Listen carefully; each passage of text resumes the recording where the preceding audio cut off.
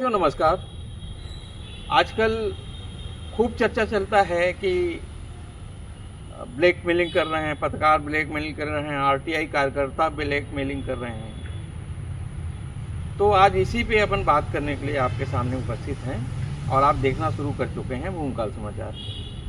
साथियों, ये बात सच है कि आज के युवाओं के पास कोई काम है नहीं, सरकार रोजगार दे नहीं पा रही है।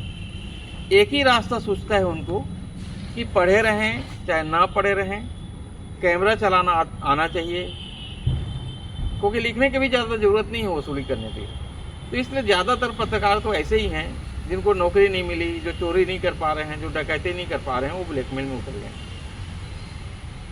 और ब्लैकमेल को पत्रकारों को लेके एक बात ये भी होती है कि जो 10 लाख लेता है जो पत्रकार, वो 5 लाख लेने वाले को ब्लैकमेल करता है, और जो 5 लाख लेता है वो 1 लाख लेने वाले को ब्लैकमेलर पत्रकार करता है, और जो 50,000 लेता है वो 5,000 लेने वाले को ब्लैकमेलर पत्रकार करता है, और 5,000 वाला जो 1,000 लेके अपना जीवन चलाता है उसको बहुत बड़ा ब्लैकमेलर बोलते हैं। तो पत्रकारों को ब्लैकमेलर इस तरह से बोला जाता है। वैसे ही आरटीआई कार्यकर्ताओं का हाल है। सच बात तो ये है कि जो ईमानदारी की पत्रकारिता करते हैं वो मार खाते हैं, वो मारे जाते हैं। देश में जगह जगह उनकी हत्या हो रही है क्योंकि वो अपनी बात में अड़े रहते हैं, वो किसी के समझाने से समझते नहीं हैं और सच को उजागर करने के जिद में रहते हैं। ऐसे ही लोग मारे जाते हैं, ऐसे ही लोगों के ऊपर कार्रवाई होती है, ऐसे ही लोग जेल जाते हैं।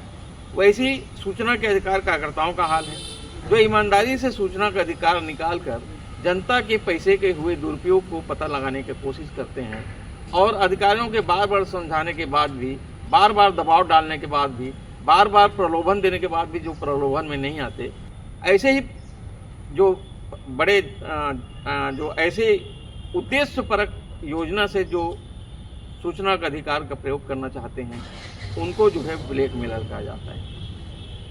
जबकि वास्तव में ब्लैकमेलर वो हैं जो ब्लैक तो करते हैं, मेल भी करते हैं, पैसा खाते हैं और समझौता कर लेते हैं।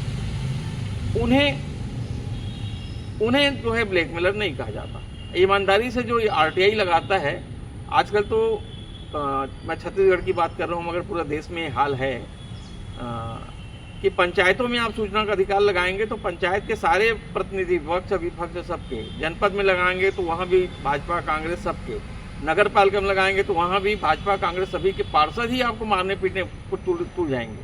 अधिकारी अलग गुंडा बुला लेता है अगर आप समझौता नहीं किए।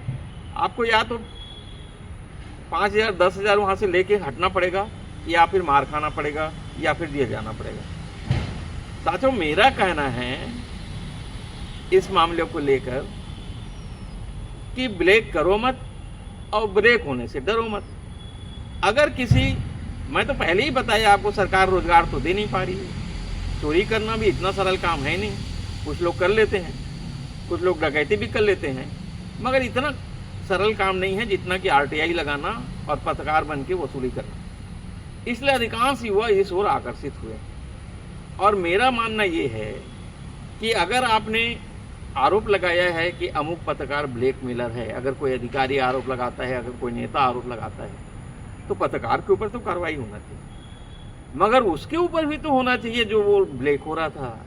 अरे क्या ब्लैक किए थे, क्या काला धंधा किए थे, जनता का पैसा कैसे मारे थे तुम हक को, उसके ऊपर भी तो कार्रवाई होनी चाहिए। ब्लैक करो मत और ब्रेक होने से डरो मत।